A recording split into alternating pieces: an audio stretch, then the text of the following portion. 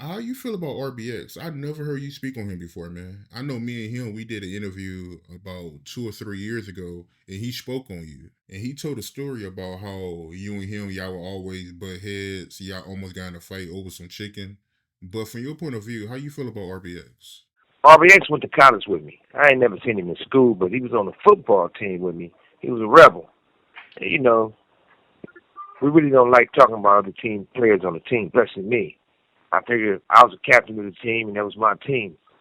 And he never played. Like, we had home games, he wore regular street clothes. And we had a game on the road, he didn't make the traveling squad. And he was always trying to rap. He used to call himself Mellow E, because everybody knew he was soft. Soft as fuck. He didn't gang bang. He never had a fight. Well, I take that back. One of my little homies had some words with him, so I grabbed my little homie and told him to get on him, you know? And back in those days, this was in the 80s, obvious, and I told him to batarram him. There was a song called Batarram, the police would do and knock through the houses for the drug dealers, right? I said, man, batarram that old, soft-ass nigga. So my little homie, a guy named Sean Campbell, I call him Moose, busted him in his snot box. I think he broke his nose. RBX, which is Eric, he didn't want to fight him then. He didn't want to fight him later. He still ain't going to fight him. So he always been an old marshmallow, But for as him as a rapper, when he came to the studio, he said Snoop was Israeli, And they was talking about RBX. I'm talking about soft ass Eric. They were like, yeah, Mellow E. And he started laughing, right? So I looked out for him and put him on the chronic. Once a rebel, always a rebel. So, for his me owing money or paying him, I ain't owed him a dollar. I did him a favor by putting him on the chronic. And if anybody owed him anything, if he wrote for somebody in his participation on something, that would come out Andre's part. But nevertheless, the reason why he's an idiot, he could have wrote that way. If he'd have stuck around, he'd have been on Doggy Style, Dog Pound, All Eyes on Me, everything Pac did. That's how we did it at Death Row. One for one, one for all. The person he should be mad at, Snoopy, your family, why he didn't put you on no projects. I don't remember you being on any of his projects or any of Andre projects, and no one else.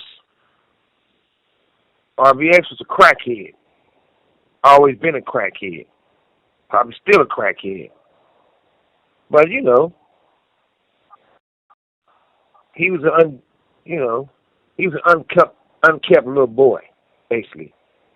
On the team, everybody always he didn't shower. He always looked broke, talked broke. When he talked, we should give him food because every time he talked, his breath smelled like he was hungry. A hungry person breath stinks. So RBX always had funky breath. Other than that, don't blame me and use me. Show us what you've been doing. Are you married? Have you ever had a bad bitch? You didn't have none in college. Are you accomplishing something? I hope you're saying no to drugs. And you know the real. You did hang out with Andre. Was you catch him? Who knows? But the chicken incident, since you brought it up, I do remember that. My thing is, don't nobody touch nobody else's food. Don't you grab something that belongs to you. He know he didn't want to run it. He know your own family was in water eyes begging not to get on you and do some business to you. You know, I know the truth. Who's in practice, You was a scout team player. Scout team player means that you put the jersey on and pretend to be the other team. So we get to punish you much as we want to. And the coach don't do nothing but cheer. But one day, before he dies, I hope he get it right. I don't got nothing bad to say about him. I know it's probably a real bad feeling to always be almost naked. Almost be the guy.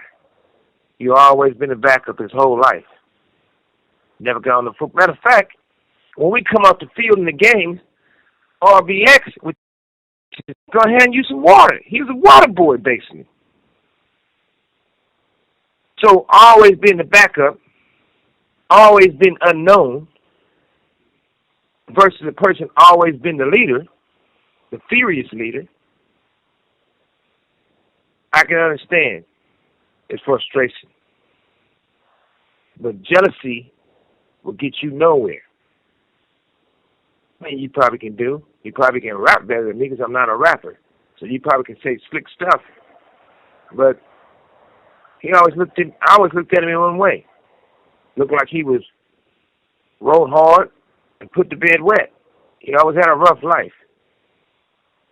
Bless RBX. Mellow E. Whatever. Damn, man. I know RBX a big dude, man. So he wasn't getting no kind of playing time? I mean, he never got on the field. He was garbage. Everybody should call him trash can. Nasty as a motherfucker. Hey, trash can. They call him trash can because he was nasty. I mean, I ain't seen him in a long time. He had yellow teeth and messed up, looked thin. Show him now. You know. But, we can get past that. Look here, Eric. Man, you passed the halfway mark. Life is coming to the end. Do something. Do something positive for yourself. Go get signed to the make-believe death row. If you weren't good enough to get signed to the real death row, and you're not good enough to sign to make-believe the fake death row, that means you shouldn't be rapping.